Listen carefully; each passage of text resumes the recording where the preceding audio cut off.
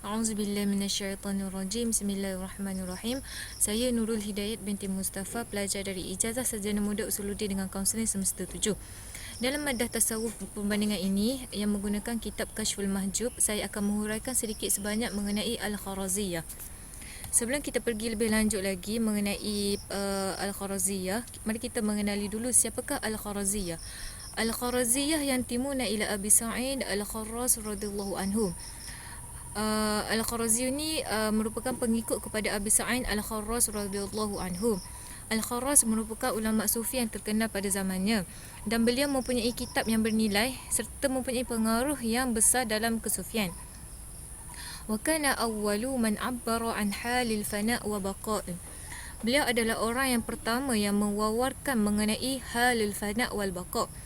Sebenarnya beliau bukanlah orang yang pertama yang menghayati al-fana' dan baqa'.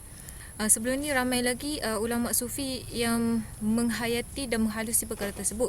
Tetapi golongan Al-Kharaziyah ini dia lebih tertumpu kepada al-fana' dan baqa' bagi membetulkan pandangan yang terkeliru mengenai istilah tersebut. Seterusnya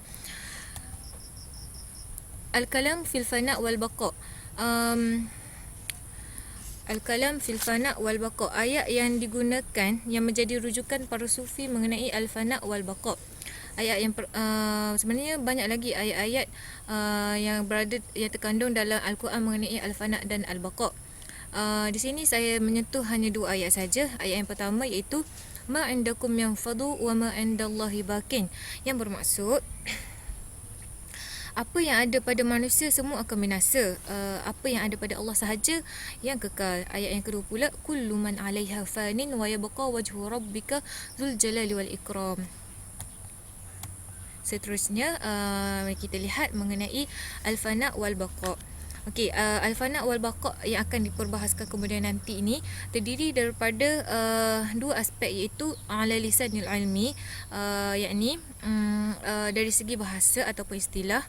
Yang kedua pula dari aspek ala lisanul hal, iaitu penghayatan atau keadaan sesuatu itu. Seterusnya, manhum ahli zahir? Siapa itu ahli zahir?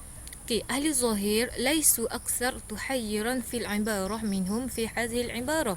Ahli zahir ni merupakan golongan yang hanya belajar ilmu zahir saja seperti fiqh, hadis, tafsir tanpa mendalami disiplin ilmu tasawuf.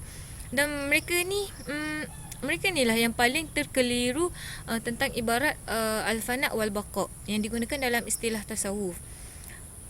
Disebabkan oleh itulah mazhab Kharaziyah ni menekankan aspek fana' dan baqa' bagi mengelakkan salah faham berlanjutan. Seterusnya al-baqa' ala lisanil ilmi, iaitu pengertian dan pembahagian al-baqa' mengikut lisanil ilmi, mengandungi tiga jenis, iaitu yang pertama baqa' tarfuhu awal fil fana' wa tarfuhu al-akhar fil fana', iaitu kekalnya sesuatu perkara itu sebelum dijadikan dalam keadaan fana', kemudian dijadikan, dan pengakhirannya dalam keadaan fana' itu juga kekal.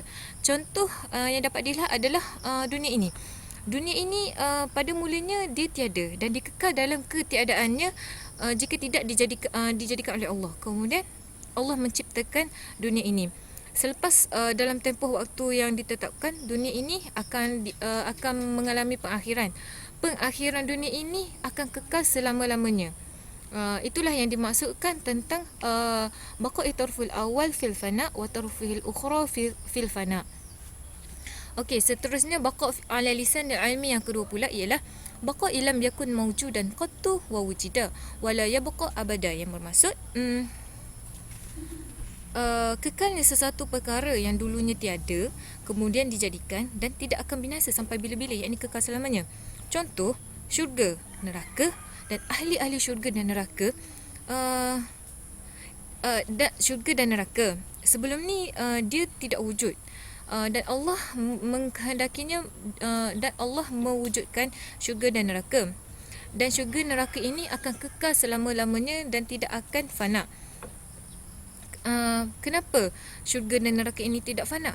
Kerana Allah menghendakinya, walaupun ia adalah makhluk, dan tidak walaupun dia adalah makhluk. Okey, seterusnya al-baqa' ala lisanil ilmi yang ketiga pula, baqa' lam yumkin abadan annahu lam yakun wa la yumkin annahu la yakun wa dhalika baqa'il haq wa sifatullah. Kekalnya dan sedia ada Allah sentiasa, zat dan sifatnya, yakni sentiasa ada kerana Allah adalah qadim. Seterusnya kita pergi pula kepada yang ini, wa ilmul fana huwa anna ad-dunya faniyah. Fana dari sudut teori atau makna, iaitu kita mengetahui bahawa dunia ini akan binasa. Wa ilmul baqa huwa anna ta'lam anna al-uqba baqiyah. Dan kita mengetahui bahawa kehidupan akhirat kekal. Okay, contoh dunia ini akan binasa. Contoh yang senang, relevan, yang ni, yang logik. Contohnya kita mempunyai sebuah kereta hari ini dan esok kereta kita akan binasa. Sebabnya accident. Itulah perkara yang ada atas dunia ni adalah fana. Seperti contoh tadi, kereta kita akan binasa. Okey, contoh seterusnya kita akan pergi kepada baqa'il hal wa fana'uhu, iaitu kekal sesuatu sifat, keadaan dan kemusnahannya. Hina yafnal jahlu fala mahalah an yabqal ilmi, iaitu ketika jahil hilang dari diri seseorang, maka timbullah ilmu, iaitu daripada kita tidak tahu sesuatu dan kita belajar, maka hilanglah jahil kita terhadap benda itu.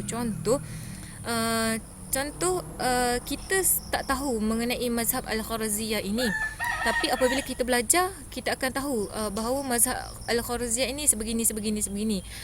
Itulah yang dikatakan jahil kita telah fana dan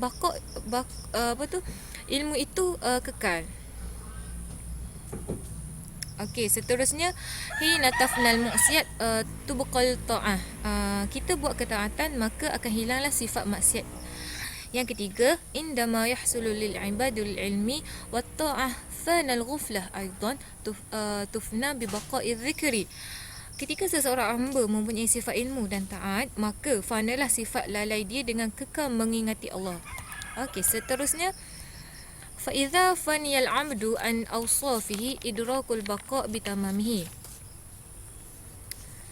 Apabila seseorang hamba rasa lenyap sifat-sifat basyariah dalam dirinya, iaitu sifat-sifat kebinatangan ataupun digelar sifat mazmumah dalam diri manusia, idrakul baqa'i bitamamihi, maka akan kekallah ia merasakan kesempurnaan Allah. Okey, kesempurnaan Allah ini bukan bermaksud kesempurnaan Allah itu melekat dalam diri kita, tetapi sifat-sifat mahmudah yang melekat dalam diri kita. Sebagaimana kita tahu, sifat mahmudah ini selari dengan kehendak Allah. Okey,